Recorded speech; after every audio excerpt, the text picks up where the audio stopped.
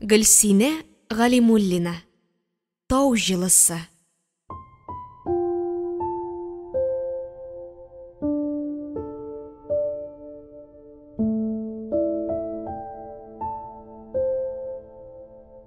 Талига апа белән сөйләшеп утырганда, Гөлстан өстәл уртасына берсеннән-берсе матур итеп ясалган эчпочмаклар чыгарды. Әйдә күрше, тәмле итеп ашыйк әле, эшеңне шактый бушаттың. Безнең Җиһания кешене сөйләштерергә ярата инде. Һөнәре шундый иш, журналист. Ирсез килеш 4 балаңны институтта укытып каралы син, диде Җиһания.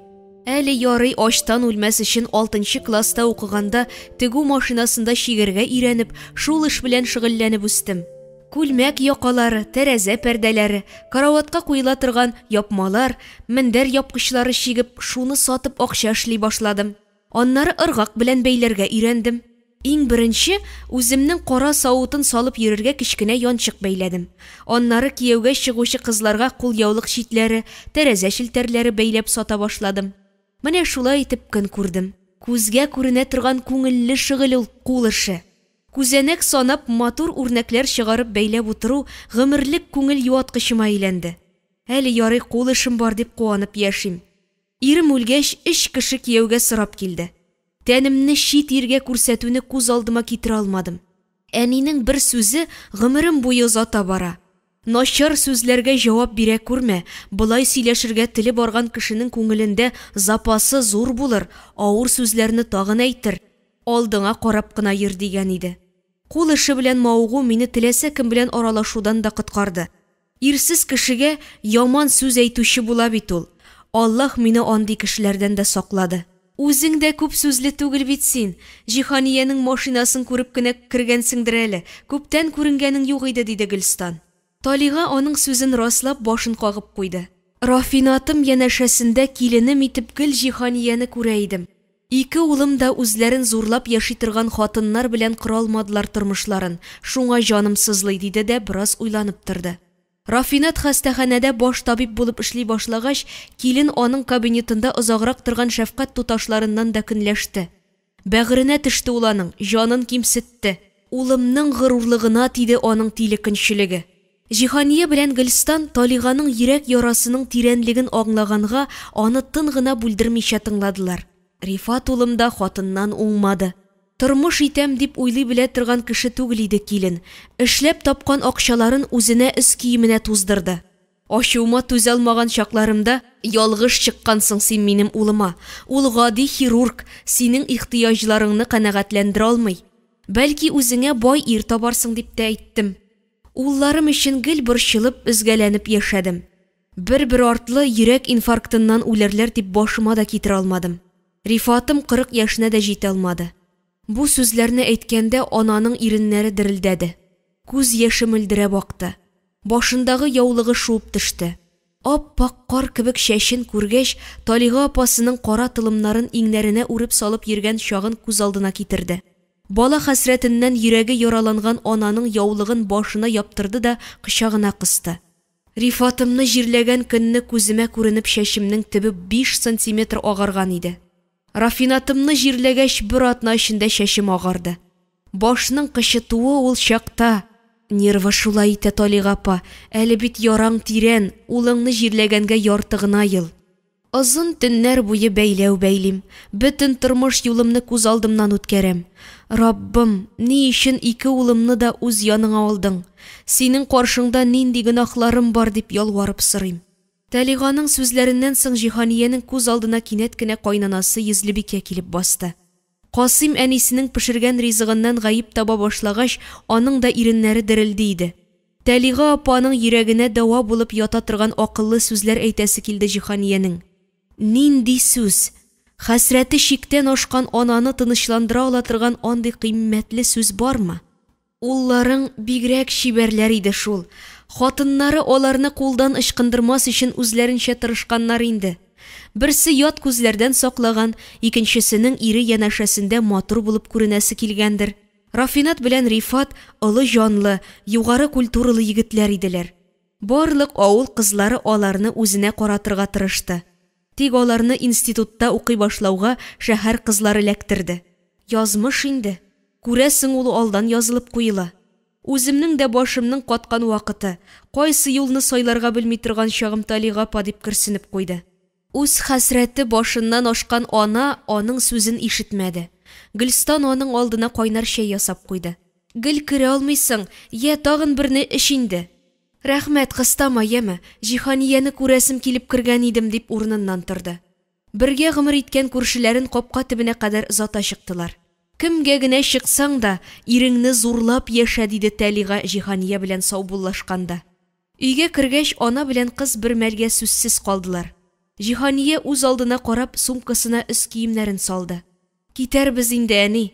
Ясминәнең дәресләрен әзерлисе бар. Якты вакытта китүегез хәерле, кызым, дип әнисе кәгазь тартмага тутырылган күчтәнәчләрне машинага алып чыгып куйды. Әтисе дә ишек алдындагы эшләрен төгәлләп керде. Җиһания аның күкрәк турын тотып, авыр сулап куйганын күреп, "Авырмыйсыңмы син, әти? Кәефең юк кебек", дип сорады. "Әллә нишләп бу арада күкрәк турым кыза", диде. "Балаларны заткан вакытта шир турында сөйләмәле. Кемнеке кызмы инде ул", дип Гөлстан иренең сүзенә игътибар итмәскә тырышты. Җиһания белән Ясминә аларның икесен дә кочаклап саубуллаштылар. "Сез безнең иң кадерле кешеләребез, исән сау гына була күрегез." Көзге көн ул бала кебек, әле көлә, әле йылый. Әле генә яңгыр сибәләп киткән иде, ул да булмады, йылмаеп кояш чыкты. Әбиләр чуагы якынлаша ахрысы. Табигатьнең гүзәллеге Җиһаниянең дә күңел халәтен яктыртып җибәрде. Шул чак кәрәзле телефоны шалтырады. "Нурбай", дип телефонны кызына сузды. "Әнием рульдә, сөйләшә алмый, нәрсә дип әйтим", дип сора. Ясминә аңа әнисенең сүзен кабатлады. "Әнием, Нурбай безне иртәгә Камал театрына яңа спектакль премьерасына чакыра." "Барабыз", диде Җиһания ике дә уйлап тормыйча. Уйларының очына чыга алмаганда Нурбайның концертка чакыруын Җиһания яхшыга юрады. Бәлки аны чит илгә китүдән шушы егет туктатып калыр. 35 яшенә кадәр өйләнмәгән ич, бәлки ул Җиһанияне көткәндер. Нурбай аларны театр бинасы янында каршы алды. Җиһанияне биленнән тотып үзенә таба якынайтып китерде дә, сер әйткәндә әйтеп, аны үзенең әти-әнисе белән таныштырырга теләвен әйтте. Ул Җиһания белән Ясминәне театрның чәй эчә торган буфеты янына алып килде. Нурбайның әти-әнисе бик күркәм кешеләр, матур итеп ике куллап күрешеп исәнләштеләр. Әнисе кулын башта Җиһаниягә, аннары Ясминәгә сузды. "Сеңлегезме?" дип сорады. Җиһанияне кисәк электр тогы тоткандай булды. "Ясминә минем кызым", диде. Ананың сораулы карашы улына төбәлде. "Җиһаниянең кызы барлыгын сезгә әйтергә өлгермәгән идем әле. Ясминә бик акыллы кыз, сез аның җырлаганын ишетсәгез." Нурбайның йөзе кымач кебек кызарды, тик ул эчке дулкынлануын тышка чыгармады. "Үзегез дә, кызыгыз да бик гүзәл, әйдәгез залга узыйк", диде әнисе тавышын тыныч тотарга тырышып. Нурбай белән Җиһания рәттән Ясминә өлкәннәр янәшәсендә утырды. Әти-әнисенең югары уку йортында белем бирүче укытучылар икәнен белә иде Җиһания. Ул аларны нәкъ шушындый шәһәр интеллигентлары итеп күз алдына китергән иде. Спектакль барышында ул күбрәк үз уйларына уралды. Үткәнеңне аңлаучы, киләчәгеңә ышанучы, хәзер сине ничек бар шулай кабул итүче генә чын-чынлап якын кешегә әйләнә ала. Нурбайның начар егет түгел икәнен аңлый, тик ул аның өчен тумаган. Фәтхия әбисе дә тешенә кереп, ул егет синең өчен түгел дип әйтте ич. Әбисе дә оныгын аның янәшәсендә күрергә теләми. Җиһания йөрәге белән тоя, Нурбай аны якын итә. Ул аның кулыннан кысып тоткан, ипләп кенә ирененә дә тидереп ала. Җиһания үзен сынар өчен бүген соңгы талпыныш ясап карады. Һаман да күңел түрендә бәлки дигән өмет чаткысы яши. Тормыш бер ничек тә үзебезчә түгел, язмышыңа язылганча булачак. Хәтерендә әбисенең "Күңелегезне зирәк фикерләргә этәрә торган сүзләр белән ял иттерегез, чөнки күңел дә тән кебек арый" дигән сүзе яңарды. Җиһания бөтен күңелен спектакльгә юнәлдерде, аның эчтәлеген аңларга тырышты. Әйтерсең лә аның күңелендәге уй-хисләрен сәхнәдә уйнаучы артист та сизә диярсең. Ул бит Җиһаниянең уйларын кабатлый. Мәхәббәттә сүзләр кирәк түгел икән, барысында күзләр белән йөрәк үзе хәл итә. Тормышта иң кирәклесе үзеңне һәм үзеңнекен табу. Әгәр син нәрсәдер югалткансың икән, димәк бу синеке булмаган.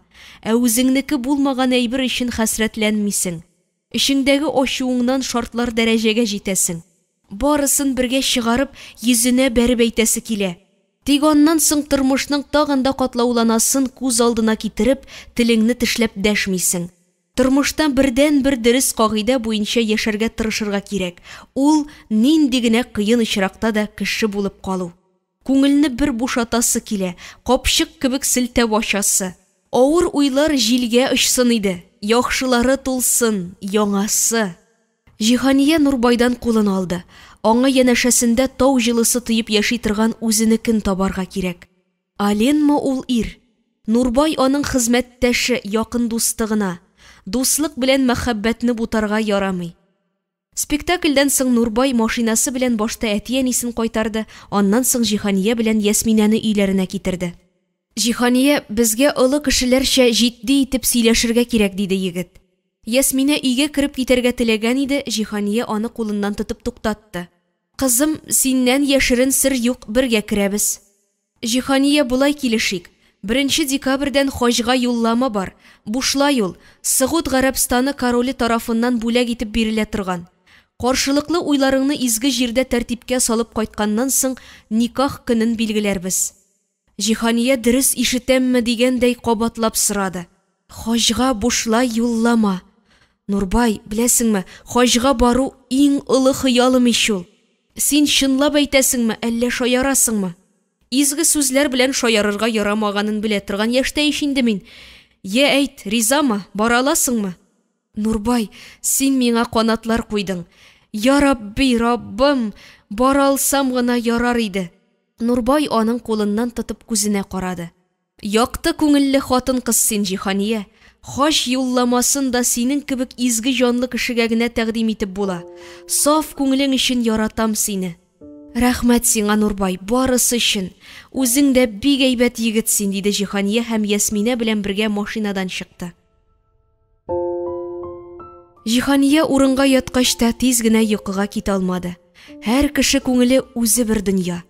Һәр күңелнең үз ишеге бар. Барлык ябык ишеккә дә шакырга һәм барлык ачык ишеккә дә керергә кирәкмәгәнен Җиһания яши-яши аңлый.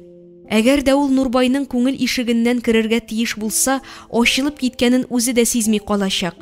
Хаш сәфәреннән кайткач, җитди итеп сөйләшербез ди. Җиһаниягә бары тик вакыт кына бирергә кирәк дип уйлый. Дөрес юлны дөнья үзе күрсәтер әле. Менә бит, Йылдыз совхозында яшәгәндә җаны рәнҗетелгән көнне хаҗга барасы килгәнен Зәбидә апасына әйткән иде. Аллаһ аның шул көнге теләген ишеткән. Ул көзге алдына килеп басты. Ачык күлмәк изүеннән күкрәк чите ялтырап күренә. Итәге дә тездән өстә, кыска кебек тоелды. Артка җыйнап куелган чәчен сыйпап куйды. Аңа үз киемен дә үзгәртергә кирәк. Үзен үзгәртә алганнар гына тормышын үзгәртә ала. Җиһания 2 ай дәвамында хаж сәфәренә әзерләнде. Аның күңел дөньясының бер кайчанда булай тыныч булганы юк иде әле. Изге сәфәргә чыгарга бер атна кала диния нәзарәтенә чакырып, хаж кылуның тәртибе белән таныштырдылар. Аларның группа җитәкчесе ихласлыгы йөзенә чыккан Галимҗан хәзрәтнең 2 кеше хаж кылу арасында кеше барлык гынахларыннан котыла, зур хаж өчен бүләк булып оҗмах тора. Кем хаж кылганда сүгенми, гынах кылмый, шул кеше хаҗдан анасы тудыргандагы кебек гынахсыз булып кайта дип әйткән сүзләре Җиһаниянең күңел түренә язылды. Казан аэропортыннан самолет аларны туры Җиддә шәһәренә алып килде. Изге җиргә аяк басуга Җиһаниянең күзеннән мөлдерәп кайнар яше агырга кереште. Кесәсеннән кул яулыгын алып, яшен сөртергә кирәклеген белә, тик кулы күтәрелми. Булар бит бәхеттән тамган яшьләр. Аларны сөртергә ярамый дип дәште нечкәргән күңеле. Автобус белән аларны кунакханәләргә тараттылар. Ул бер бүлмәгә Нәсимә исемле Казан хатыны белән урнашты. Галимҗан хәзрәт беренче көнне корбан чалдыру өчен $100 акча җыярга кирәклеген җиткергәч, Җиһания башта аңламый торды. Минем барлыгы $150 артыграк кына акчам бар. Корбан чалдыру мәҗбүриме дип сорады. Галимҗан хәзрәт аңа туры җавап бирмәде, үзенә уйларга калдырды. Изге җиргә без Аллаһыдан гынахларыбызны гафу итүен сорар өчен килдек. Дугаң кабул булып, Аллаһы Тәгалә йөрәгеңне гынахлардан арындырса, ул барабан сыман буш калмасмы? Изге ниятләрең, яхшы гамәлләрең бармы? Кем генә булсаң да, нинди генә гамәл кылсаң да, Аллаһы Тәгалә сине күзәтеп тора. Корбан чалырга тоткан акчагыз һич уйламаган, көтмәгән җирдән үзегезгә кире әйләнеп кайтыр. Әлхәмдүлиллаһи, изге җирдә корбан чалдыру бәхетен насыйп иткән өчен Аллаһыбызга хисапсыз шөкер дип, хаҗилар акчаларын хәзрәткә тапшыра башладылар. Гөлләргә күтәрелеп китәргә бер тамчы су җиткән кебек, кайчак кеше күңеленә дә бер акыллы сүз җитә. Җиһаниянең күңел пәрдәсен шушы сүзләр ачып җибәрде. Башкалар белән бергә ул да акчасын шатлана-шатлана хәзрәткә бирде. Адәм баласының бөтен гомере акыл белән нәфес көрәшеннән тора. Гомерең хаталар һәм ялгышлар җыентыгына әйләнмәсен дисәң, акылыңны намаз белән, нәфесеңне ураза белән тәрбиялә.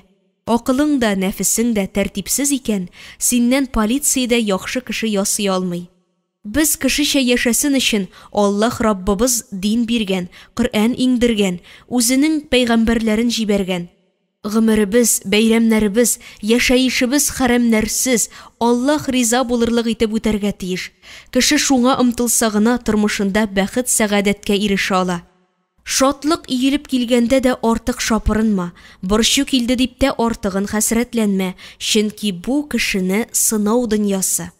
Галимҗан хәзрәт һәр сүзен акыл кабул итәрлек итеп сөйли. Җиһания аның вәгазьләрен ач кеше кебек йотлыгып тыңлый.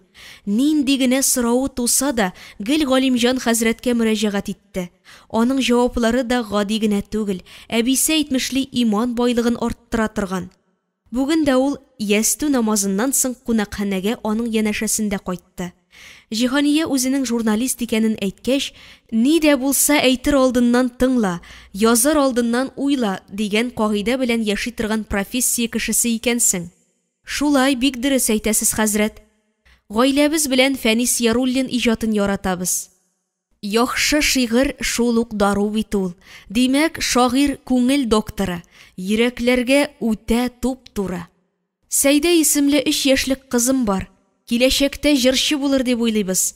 Җыр сүзләрен бик тиз отып ала да җырлый да башлый.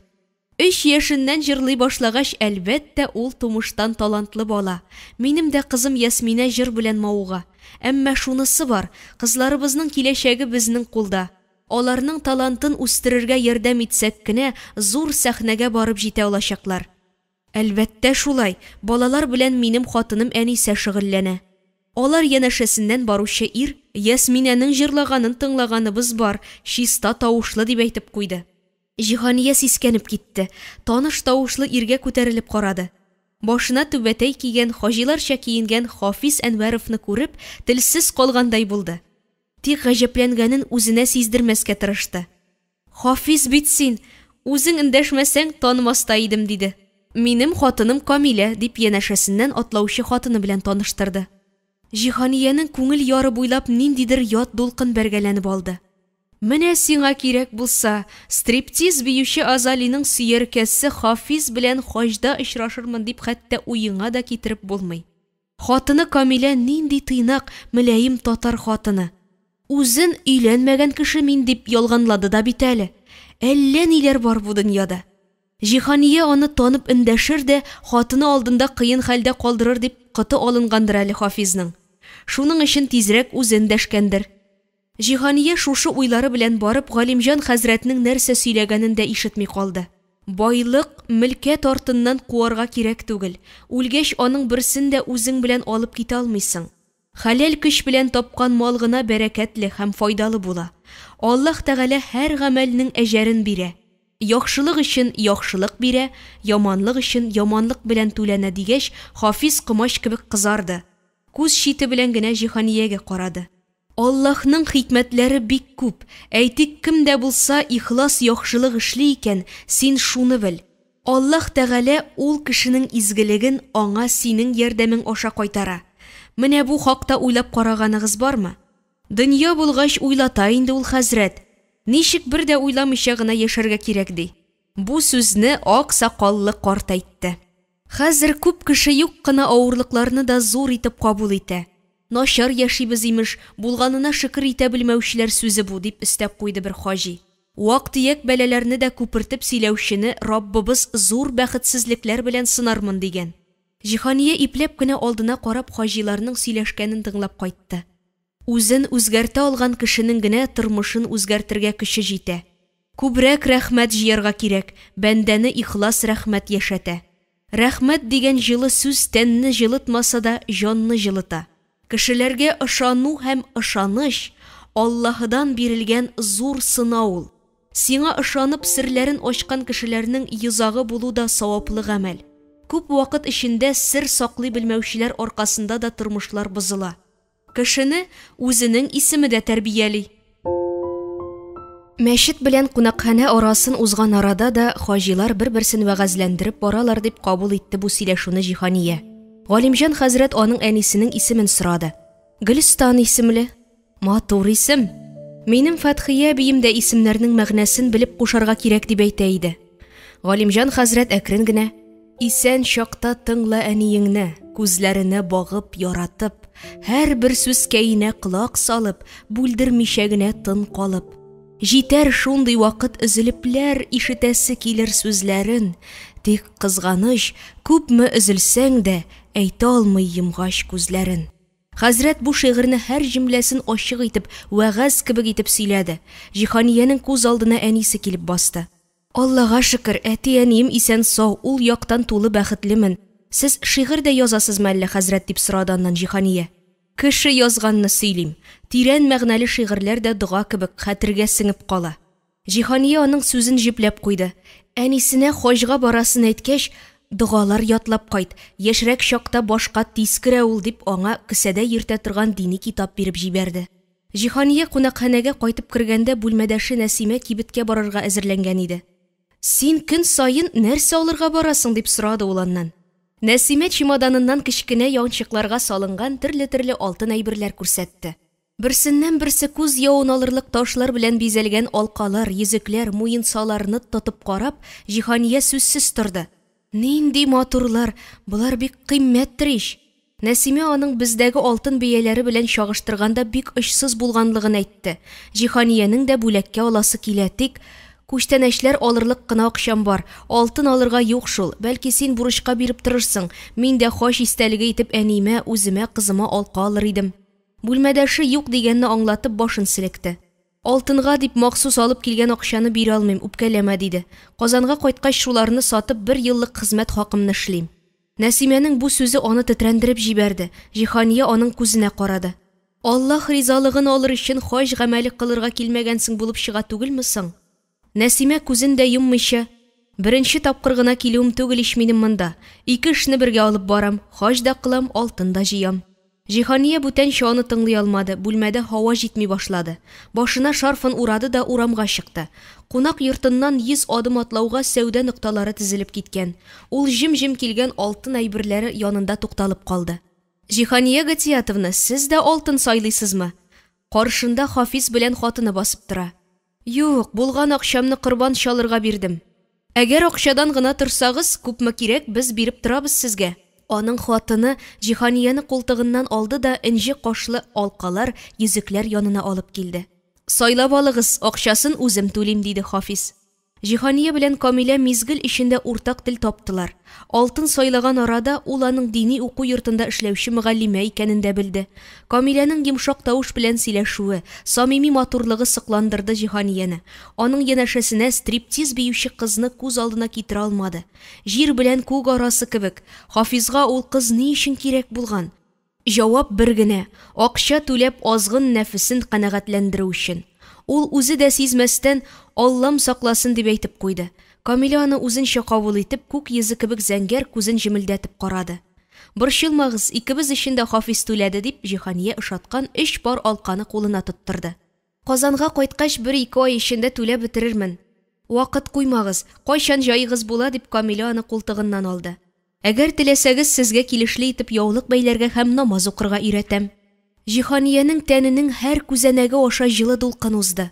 "Камилә дустым, сез фәрештә кебек, уйларымны укыйсыз. Намаз укырга бик тә өйрәнәсем килә.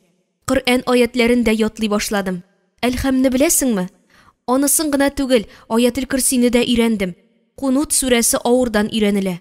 Аның урынына 3 тапкыр Раббана сүрәсен укып торырга була. Ике хаҗия кунакханәгә кайтып җитүләрен дә сизми калдылар. Камила аны үз бүлмәсенә чакырды. Башта чәй ичик, аннары төнге намазны укырбыз. Хәрәкәтләренә күнегеп калсаң, иртәгәдән үзең укырсың. Хаж җиренә килеп, сәҗдәгә китеп намаз уку ләззәтен тоймыйча кайтып китсәң, үз-үзеңне кичермәссең. Аллаһ Раббыбызның ачуын китермәслек итеп яшәргә тырышык, диде серле итеп. Гаҗәп хәл. Камиләнең һәр сүзе Җиһаниянең күңеленә үтеп керә. Ул аңа Аллаһ тарафыннан җибәрелгән фәрештә кебек. Ул бар күңеле белән намаз укырга әзерләнде. Барлык шартына китереп тәһарәт алдылар да намазлык өстенә бастылар. Кулларыңны күкрәгең өстенә куй, дип кенә әйтте Камилә. Калганы үзеннән үзе башкарылды. Җиһания намазын шул дәрәҗәдә бирелеп укыды, үзен очып китәргә әзерләнгән кош кебек хис итте. Гәүдәсе җиңеләйгәннән җиңеләйде. Әйтерсең лә ул өстеннән бер кат авыр тунын салып ташлаган диярсең. Ул Камилә белән күңел халәтен уртаклашты, ихлас күңеленнән рәхмәтен белдерде. Хаҗияләр арасында җылы дуслык күпере салынуын икесе дә күңеле белән тойды. Калган көннәрдә вакытларын бергә үткәрделәр. Гарәфә тауына да бергә менделәр, Мина үзәнлеген дә бергә уздылар. Шайтанга ташны да бергә аттылар. Кәгъбәтулла ташын исә халык ташкыны арасында күңелләре сафлык белән тулганын тойганчы 7 кат әйләнделәр. Җиһания изге гамәл кылганда әбисе тешенә кереп әйткән сүзнең мәгънәсенә төшенергә теләде. Чит ил егетеннән курыкма, аның янәшәсендә тау җылысы тоярсың. Сине анда татарлар көтә. Бу нәрсә дигән сүз? Гомере буе татар авылында яшәгән, авыл баласына немец теленнән белем биргән татар мөгаллимәсе ни өчен оныгының чит илгә китүен тели? Ни өчен кияүе итеп Нурбайны күрергә теләми? Камила аның тирән уйга батып, җитди темага уйланганын йөрәге белән тойды. Җиһаниянең колагына иелә төшеп, билгесез сорауларын Аллаһ хузурына тапшырырга киңәш итте. Ахыры хәерле була торган тормыш насыйп ит дип сора. Камилә пышылдап кына әйтсә дә, аның сүзен күкләр дә ишетте кебек. Аллаһ хузурына тапшыр дигән сүзе Җиһаниянең һәр күзәнәгенә үтеп керде. Чынлап та шулай ич, күңелдәге уйларны белүче бер Аллаһ, язмышыбызны да ул хәл итә. Касыйм белән аралар суынды, мәхәббәт үлде. Ул икенче хатынга өйләнде, баласы туды, яңа гаилә корды. Тормыш юлын үтәр өчен Аллаһ Тәгаләдән билгеләнгән насыйп яры Касыйм булмаган аның. Җиһания шушы уйлары белән Әл-Хәрәм мәчетенә өйлә намазына керде. Күңеле нечкәреп, күзеннән яше тама башлаганчы теләк теләп дуга кылды. Хаж сәфәреннән Җиһаниянең эчке дөньясы үзгәреп кайтты. Тез өстеннән югары итәкләрен, күкрәге ачык күлмәкләрен аерым тартмага салып куйды. Ул башка аларны кия алмаячак. Сәфәрдән соң бер атна узгач авылга кайтты. Кызы исән-сау йөреп кайткан Хөрмәткә әнисе кичкә туганнарын чакырды. Һәр берсенә зәмзәм суы эчерде, хөрмә җимешеннән авыз иттеләр. Туганнарына дип атап алып кайткан дисбеләр бүләк итте. Әнисенең колагына алтын алка кидерде. Хаж сәфәрендә күргәннәре, кылган гамәлләре турында тәфсилләп сөйләде. Зәбидә апам, синең хәлләрең ничек дип янына килеп утырды. Бик еш исемә төшерәм мин сине. Нәрсә дип исеңә төшерәсең, сеңлем? Авылны саклап калган герой дип. Барысы да Җиһаниянең сүзен хуплады. Мәктәп ябылса, авыл яшәүдән туктый иде. Зәбидә ятим балалар йортына сукмак салмаса, безнең уйга да килмәс иде. Үзенең 3 баласы янына 4 ятимне сыендырып, безгә үрнәк күрсәтте. Күпме гаилә балалы булдык, Аллага шөкер. Безнең дә Рузилә кызыбыз быел мәктәпне тәмамлый, укытучы буласы килә дип сүзгә Фәни апалары да кушылды. Зәбидәнең йөзе якты кояш кебек балкый. Мәктәбе ябылгач, авылның исеме генә кала. Яшьләребез дә таралып бетәчәк иде. 3 ел алдан күреп борчыла башлаган идем, тик мәктәпне балалар белән тутыруның башка төрле юлын күрмәдем. Уйладым да, ятим балалар тәрбияләнә торган йортка барып танышып кайттым. Берсеннән берсе матур малайлар, кызлар әйләндереп алды. Директорларыннан турыдан-туры кайсыларының гаиләдә яшисләре килә дип сорадым. Беренче сыйныфка укырга барачак 4 баланы күрсәтте. 4-сен дә алам дигәч башта гаҗәпләнеп торды, аннары авыр булса кире китерерсез диде. Ул вакытта игезәк кызларыма 10, улыма 5 яшь иде. 7 бала бер гаиләдә бер туганнар кебек үстеләр, Аллага шөкер. Күз ачып йомган арада үскән кебек булдылар. Игезәк кызларым Мәдинә белән Зифа югары уку йортының соңгы курсында укыйлар. Быел Айнур да төзелеш академиясенә керде. Гомернең узганын сизми дә калабыз. Тәрбиягә алган 3 кызым белән бер улым да 8нче сыйныфта укыйлар. Шул елдан башлап ятимнәр йортыннан 25 гаилә бала алып кайтты. Касыймнарның да кызлары үсеп килә, диде Зәбидә отчет ясагандай. Җиһания күңелендә Касыйм белән аның хатынына карата рәхмәт хисе уянды. Ятим балага гаилә җылысы бирүдән дә олырак изге гамәл юктыр бу дөньяда. Йөзлебикә апаны Казандагы кызына илтеп куйганнар. Кисәк әйтелгән шушы сүз Җиһаниянең тәненә кайнар су сипкәндәй тәэсир итте. Ни өчен? Башы дөрес эшләми башлаган. Үз балаларын да танымый ди. Изге җанлы кайнанасын кызганудан тәне куырылып килде. Үз йортына алып кайтып тәрбиялисе килү теләге уянды. Казанга кайту белән янына барып хәлен беләчәк ул аның. Туганнары таралышкач, өйдә үзләре генә калды. Җиһания әтисенә сумкасыннан Илдус Талипов турында басылган журналны бирде. Әтисе кулына тотуга: "Күрдек, укыдык, кызым, бик әйбәт язгансың, эчтәлекле. Халык ихтыяҗы өчен кайгырта торган җитәкчеләр турында күбрәк язарга кирәк, башкаларына үрнәк итеп куяр өчен. Илдус ул кеше талымламый, барыбызны да тигез күрә. Авыртып торам әле дигән идем, хастаханәгә шалтыратып урында белешеп куйган. Син хаҗга йөргәндә 10 көн йөрәкне дәвалап чыктым. Андый җитәкче районында юктыр ул бүтән, бер дә ишеткәнем юк. Исән сау эшли генә күрсен", диде. Җиһания әтисенең агарып киткән йөзенә игътибар итте. Аңа җылы сүзләр әйтәсе, хәленә керәсе килде. "Санаторийга барып ял итеп кайт әти, үзем алам, сиңа юллама." "Рәхмәт, кызым, Аллаһ биргән гомердән артыгын яши алган кеше юк, мәшәкатьләнә күрмә", дип каршы төште. Алар сөйләшеп утырганда әнисе чәй яңартты. Ясминә матур чынаякларга чәй ясады. Өстәл янында сүз кабат Йөзлебикәгә килеп тоташты. "Кодагыйның хәлен белергә барган идем дә, Касыймның энесе Ратмир белән хатыны Зинаида кеше танымый ул дип янына кертмәделәр. Җиһания белән абыйның аерылышуын кабул итә алмады. Шул башына бәрде аның. Барыбызга караганда да синең кызыңны яратты", диде Ратмир. "Әнкәй белән бик дус яшәдек.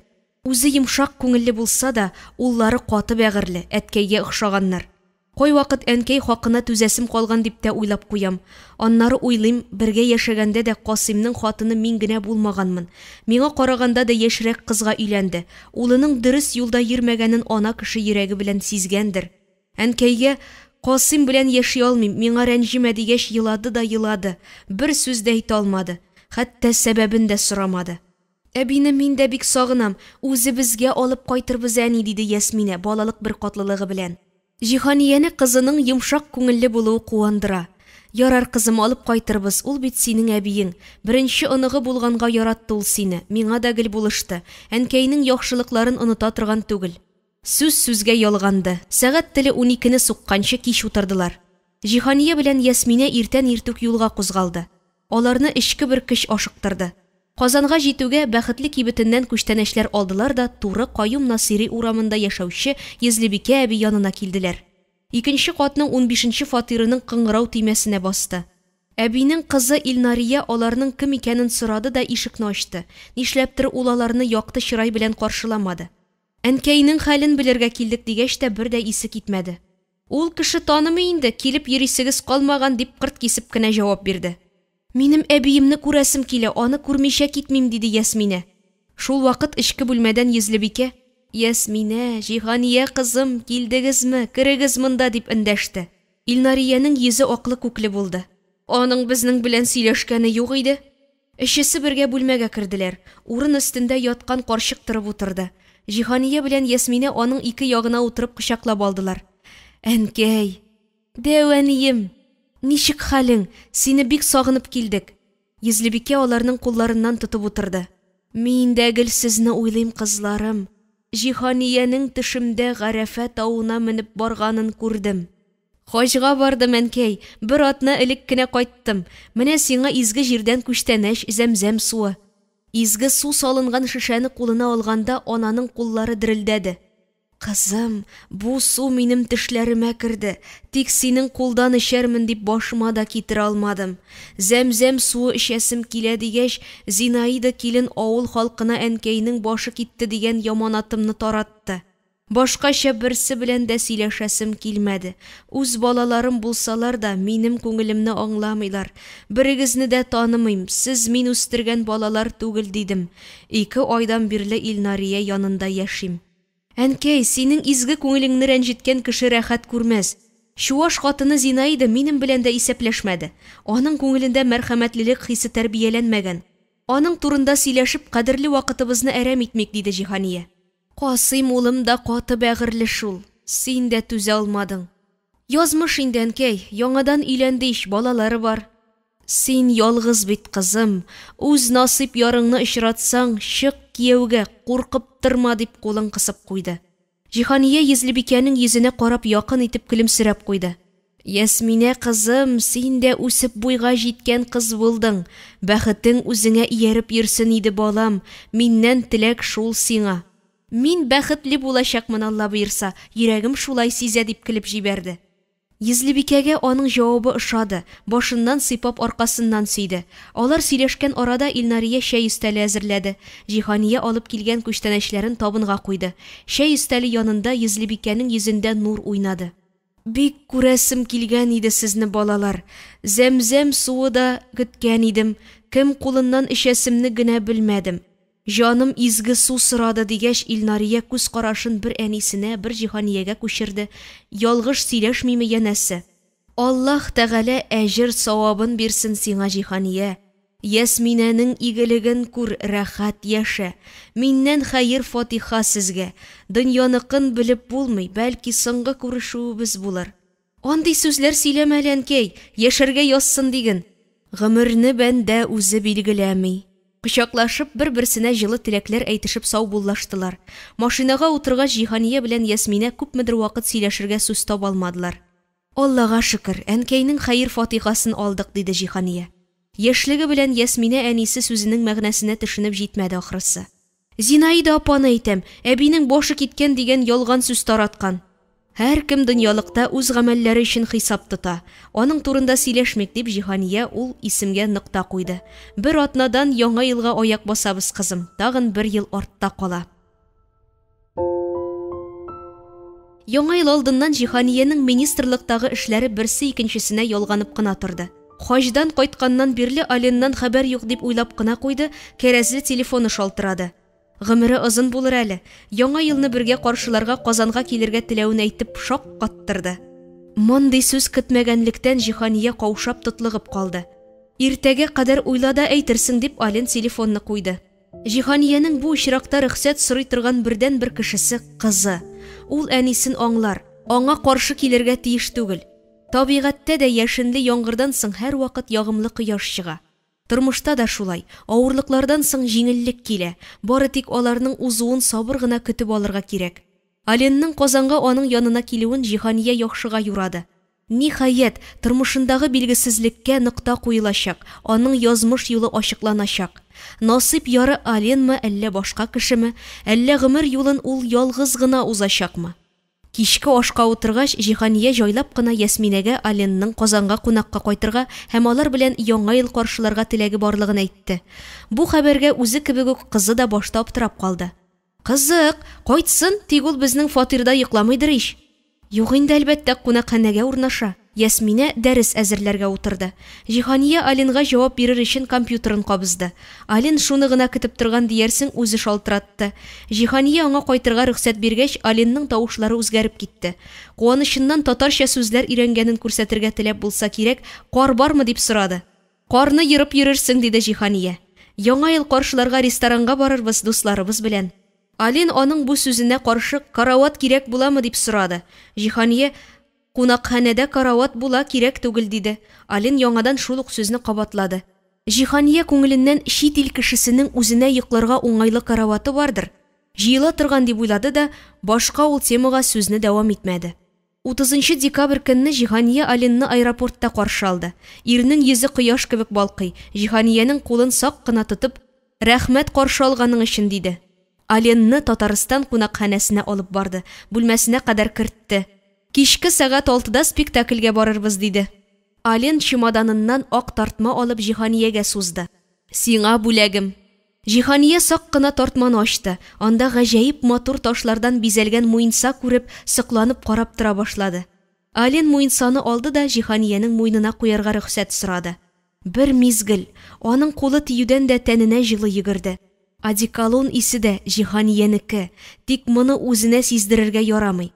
Ален костюм чалбарын, күлмәген алды да галстугын күрсәтеп, карават алдым, бабочка түгел диде. Галстукның французча тәрҗемәсе карават икәнен белгәч, Җиһания тыела алмыйча көлеп җибәрде. Үзең белән карават алып киләсең дип уйладым, дигәч, Ален да чын күңеленнән көлде. Җиһания үзен аннан күпме генә ерак тотарга тырышса да, егетнең магниты көчле икәнен тойды. Аның хәтта үзен тыныч, итәгатьле итеп тотуы да җанына рәхәтлек бирә. Кич сәгать 5-тә күрешербез дип Ален белән саубуллашты да эш урынына килде.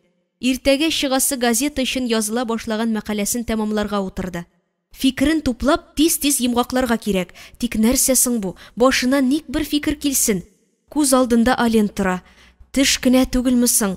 Мин дөрес эшләдемме? Аның кабинетына Нурбай керде, кычаклап алырга теләп кулын сузды. Хаҗдан кайтканнан бирле күрешкән юк. Шалтыратам, алмыйсың. Ялда да өйдә булмадың, квартираң бикле иде. Җиһаниягә уңайсыз булып китте. Ул тиз генә урыныннан сикереп торды да шкафтан пакет алды. Гафу ит, Нурбай дустым. Сиңа дип махсус алып кайттым. Зәмзәм суы белән хөрмә җимеше. Рәхмәт күчтәнәшең өчен. Бүген очраша алабызмы? Минем әти-әниләрнең синең белән якыннанрак танышаслары килә. Яңа елны бергә каршылык, диде Нурбай. Җиһаниянең йөрәге уңайсызланудан аяк табанына кадәр төшеп киткәндәй булды. Нәрсә дип, ничек итеп Нурбайны үпкәләтми торган җөмлә табасысың? Әллә дөресен әйтсенме? Югала ярамый. Әле Ален белән ничек буласын белеп булмый. Нурбай, гафу ит, чит илдән бер дустым кайтты. Аңа игътибар күрсәтергә кирәк. Яңа елдан соң күрешербез. Гаиләмне калдырып китә алмыйм. Ачуланма мине, зинһар. Нурбай аңа сынап карап торды да кочагына алды. Сиңа ачуланып буламы соң, Җиһания? Сине яратып кына була. Рәхмәт, Нурбай. Яңа ел белән сине. Яңа елда бергә булыйк. Йылдызлар шулай куша, дип Нурбай авыз эченнән җыр килеп чыгып китте. Җиһания бар игътибарын мәкаләгә туплады һәм язып та куйды. Кабат укып чыкканда берничә урынына төзәтмә кертте. Булды бу, диде дә тиз генә газетаның җаваплы секретарының электрон почтасына салды. Көзгә алдына килеп басты. Өстендәге костюмын, кофта якасын рәтләде. Чәчен яңадан үреп артка җыйнап куйды. Шкафтан үкчәле туфлины алып сумкасына салды. Кабинетын бикләде дә Ален янына кунакханәгә ашыкты. Егет аны кунакханә вестибюлендә каршы алды. Йокламадыгызмы әллә? Күзгә йокы кермәй, тырышып карадым. Ресторанга кичке ашка заказ бирдем. Әйдәгез, рәхим итегез, диде. Алар кунакханәнең ресторанына кереп утырдылар. Өстәлгә салатлар куелган. Җиһания белән Ален бер-берсе өчен укылмаган китап кебек. Үзең турында күбрәк сөйләле, диде Җиһания. Егет үзенең компьютерлар өчен программалар ясаучы булып эшләвен, буйдак икәнлеген, аерым йорты барлыгын, әти-әниләре белән бер шәһәрдә яшәвен әйтте. Нишләп өйләнмәдең? Ален көлеп җибәрде. Җиһаниянең күзенә карады да бераз уйланып торды. Синең кебек гүзәлне очратмаганга. Җиһаниянең бите кызышып куйды. Кешегә бу тормыштагы һәр нәрсә өчен дә түләргә туры килә. Шуңа күрә ашыгып өйләнергә ярамый. Үзем ышанган хатын-кызны эзләдем, диде Ален. Аның бу сүзен Җиһаниянең һич кенә дә җавапсыз калдырасы килмәде. Миңа ышанам дип әйтергә теләмисеңдер ич? Әйе, сиңа ышанам. Ничек ышанасың? Миңа синең яныңда тыныч, шуның өчен ышанам. Миңа әти, бер кайчан беркемне тыңлама, беркемгә дә ышанма, беркемнән дә берни көтмә. Үз эшеңне үзең башкарырга өйрән. Шулай яшәргә өйрәнү күпкә җиңелрәк. Беркемгә дә бурычлы булмыйсың, улым, дип үстерде. Кешенең гамәлләре дөрес булса, аның тормышы көннән-көн яхшыра бара.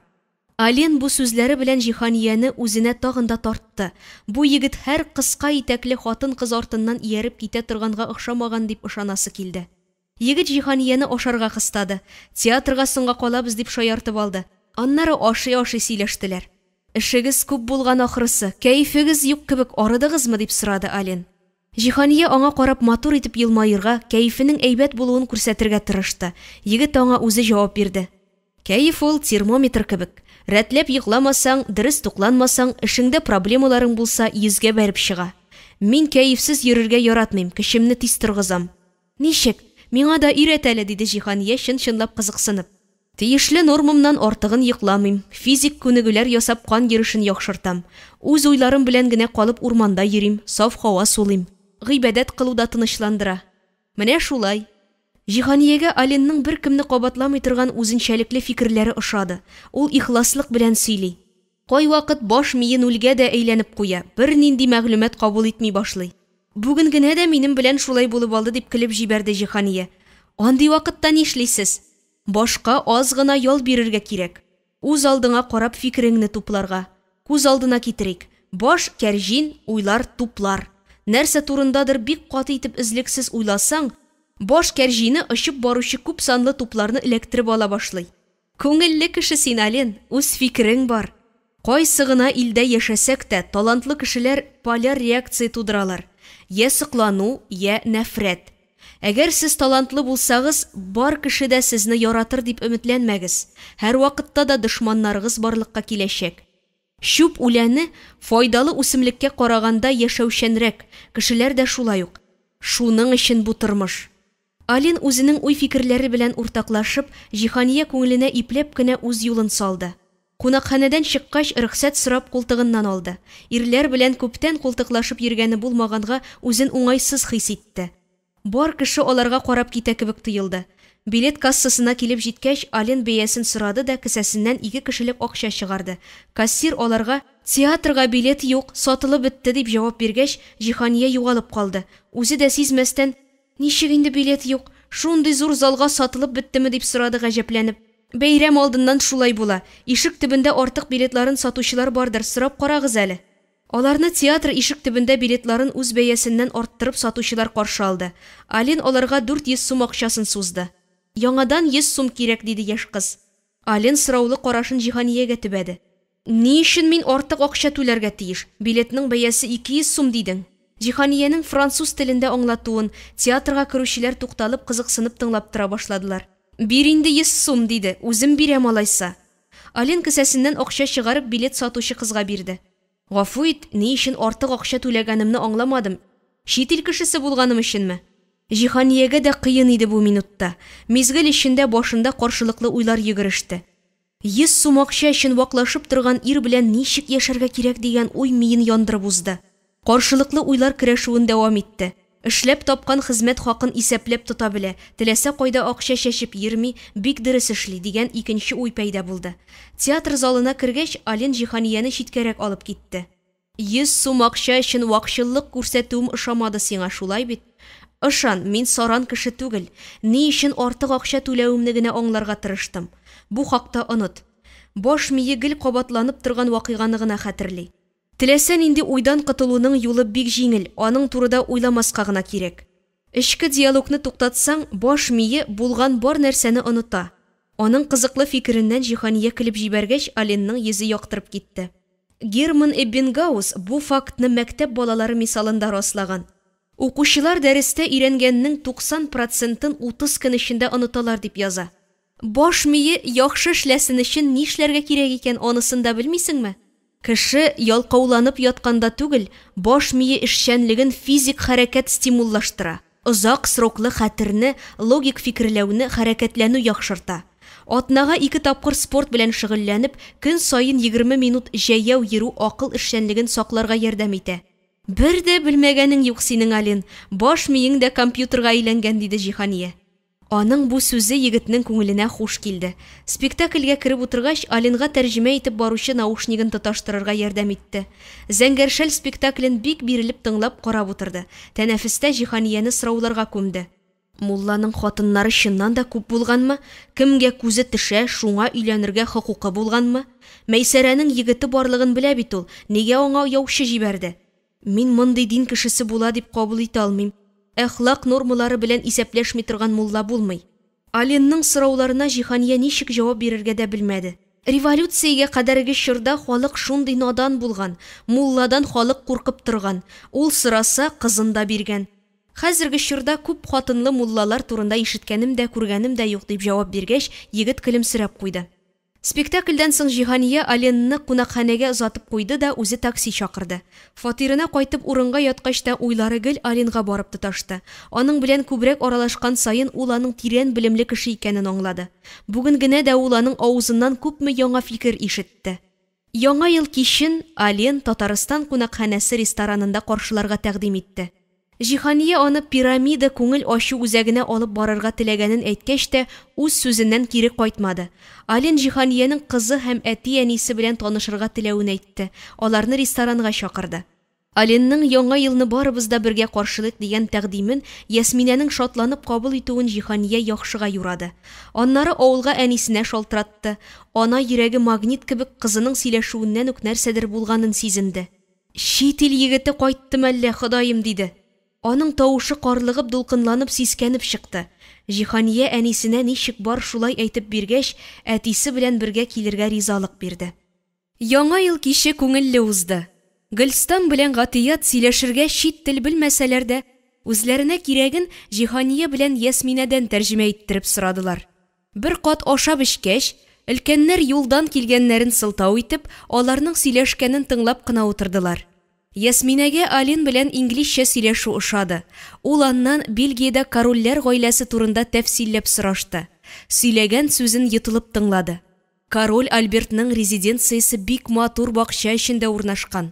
Елга бер тапкыр ул бар халык өчен бакчасының капкасын ача.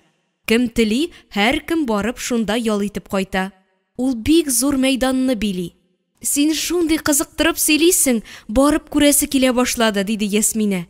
Әниең белән бергә кунакка килегез, минем кадерле кунакларым булырсыз. Ясминә бу сүздән соң туктап калды. Ален аны үзенчә кабул итте. Барасың, күрәсең килә икән, нишләп икеләнеп калдың? Мин чакырам. Безне уртак вакыйгалар тагын да якынайтачак кына. Европа белән якыннан танышырсыз. Гөлстан оныгының Ален белән рәхәтләнеп чит телдә сөйләшеп утырганын читтән генә күзәтеп торды да Җиһания янына килде. Каралы бу кызны, диде дә, нәрсә турында сөйләшәләр соң алар дип кызыксынды. Аленның аларны Европага кунакка чакыруын әйткәч, Гөлстан бер мәл уйланып торды. Җылы күңелле кеше бу, йөзе нурлы, үзенә тартып тора. Чит милләттән булуы гына. Минем дә беренче йөргән егетем рус иде, тик әни аңа кияүгә чыгарга рөхсәт бирмәде. Катнаш никахлар санын арттырып йөрмә, кем булса да үз өммәтебездән булсын, диде. Җиһания әнисенең сүзен йөрәге аша үткәрде. Тел очыннан әбисенең тешенә кереп әйткән сүзе ычкынды. Алайса, Фәтхия әби тешемдә ни өчен аның янәшәсендә тау җылысы тоеп яшәрсең дип әйтте икән. Башка тешләр иртән йокыдан торганчы онытыла. Бу сүзе күңел түренә кереп калды һәм бик еш искә төшә.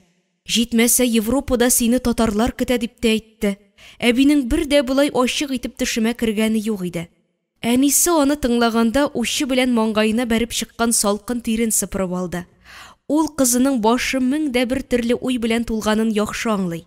Бердән бер таянышы булган баласын чит илгә җибәрәсе килмәгәнен төрле юллар белән аңлатып карады. Тик кызы күптән балих булган. Яшь кыз чагы түгел, үз башы белән уйласын дип үз ихтыярына калдырудан башка чарасы калмады. Ире Гатият тә акыл утырткан ишинде, артык кысылмыйк, үзе хәл итсен. Ялгыз калса безгә үпкәләрлек булмасын дип үзенең соңгы сүзен әйтте. Март кыяшы тәрәзә пыяласы аша өйгә сузылды. Тагын бер салкын кышны озаттык. Җиһания сәгатькә карады. Иртәнге 6 тулып килә. Аңа бүген 7дә эш урынында булырга кирәк. Министр кабинетында җитди киңәшмә була. Ул тиз-тиз генә капкалап алды да кызына эндәште. Нәкъ шул вакытта кәрәзле телефонына әнисе шалтыратып, әтисенең хәле авырайганын әйтте. Тиз кайтып җитә күрегез, кызым. Әнисенең тавышына кадәр үзгәргән, бөтенләй дә үзенекенә охшамаган. Әтисенең хәле артык җитди булмаса, ул аңа шалтыратып тормый. Шул мизгелдә җитди җыелышка барасы да Җиһания өчен дөнья эше генә булып калды. Министрлыкның матбугат үзәгенә шалтыратты, кызының укытучысына хәбәр итте һәм АК машинасын кабызып туган йортына юлга кузгалды. Алар кайтып кергәндә ишек алдына халык җыйналган иде. Әти авырып кына калмаган, кызым, безне калдырып китеп үк барган, диде Җиһания күз яшенә ирек биреп. Әтисенең үлеменнән соң әнисенең авылда каласы килмәде. Тиз арада йортын сатып, Казаннан бер бүлмәле фатир алды да кызы Гатия белән шәһәргә күченеп килде. Тәҗрибәле укытучы төзелеш техникумына укытырга урнашты. Әнисенең янәшәсендә генә булуы Җиһания тормышына ямь өстәде. Бүген эштән туры әнисе фатирына кайтты. Кайчан килеп керсәң дә, өстәл тулы пешкән ризык булыр. Әти белән үк шәһәргә күченеп киләсегез калган әни. Авылга береккән кебек яшәдегез дип әйтеп куйды. Алай түгел шул кызым, дип сөйләнеп әнисе өстәлгә кайнар аш чыгарды. Әтиең белән тигез гомер кичергән булсак, шәһәргә күченеп килми идек. Гатияне авылда калдырасы килмәде, бигрәк тә шул бала өчен дип тырышам. 2 кыз туган аралашып яшәрсез дим. Аның синнән башка туганы юк ич, берәр эшкә урнаштырасы иде үзен. 30 яшьлек кызга шәһәр җирендә эш табып була инде. Кайда эшләргә телисең, сеңлем? Гатия кафе яки ресторанда эшләргә теләгәнен әйтте. Җиһания сеңлесенең аш-су әзерләргә осталыгын, чисталыгын ярата. Аны кайсы гына ресторанга да 5 куллап эшкә алачаклар дигән уен күңел түренә салып куйды. Әниле шәй. Әни янында җанга рәхәт, үзеннән үзе күңел сөенә. Ален белән илем тәгез туктадымы әллә кызым дип сорап куйды Гөлстан. Җиһания авызына китергән кашыгын кире куйды да әнисенең күзенә карады. Сиңа ничек кенә сүз башлыйм дип утыра идем. Туктамады әни, ул мине кунакка чакыра. Барып кайтырга уйлыйм. Бәлки миңа бөтенләй ошамас Европа, тынычланып калырмын. Ясмина синең янда яшәп торыр диде. Кызыннан мондый җавап көтмәгән ананың йөзе аклы күкле булды. Син аларның өйләренә барасыңмы? Алай ярыймы соң ул кызым? Җиһания көлеп җибәрде. Матбугат эше буенча командировкага барасын һәм кунакханәдә торачагын әйткәч кенә әнисе җиңел сулап куйды. Күңеле тыныч булмаса, әнисенең эндәшми торган гадәтен белгәнгә, сүзен йомшак кына итеп башка юнәлешкә борып җибәрде. Аленның әти-әнисе белән танышып, тормышларын, яшәү рәвешләрен күреп кайтырга кирәклеген җайлап кына аңлатты. Кайчан юлга кузгаласың дип сорады әнисе моңсу гына. 3 көннән Европада буласын әйткәч, Җиһания үзе дә әллә нишләп китте. Күзен мөлдерәтеп әнисенә карады. Янына ук килеп утырды да җилкәсенә башын салды. Ул үзен белә башлаганнан бирле Фәтхия әбисе белән әнисенең сүзен файдалы киңәш кебек кабул итәргә өйрәнеп үсте. Яшәешнең ак һәм кара кешеләре белән очрашкан саен күңел түренә язылган алтын сүзләре аны фәрештә кебек саклап кала. Касыймнан аерылгач, үзе турында ишеткән ямьсез сүзләрне йылы-йылы әнисенә әйтер иде. Караңгы төстәге хәбәрләрне кылак яныннан гына уздырып җибәрергә күнек. Тискәре хисләргә бирелеп, син үзеңә генә зыян саласың дигән иде. Газетада эшләгән җиреннән министрлыкка күчкәч тә, аны кабул итүчеләр һәм арада яратып бетермәүчеләр дә барлыкка килде. Шул вакытта әнисе: "Кызым, исеңдә тот, кайда гына эшләсәң дә, дусларың һәм дошманнарың барлыкка килер. Бар кешегә дә ярап булмый һәм бар кеше дә сине аңламаячак. Һәр кемне ничек бар шулай кабул ит, гаипләрен эзләмә.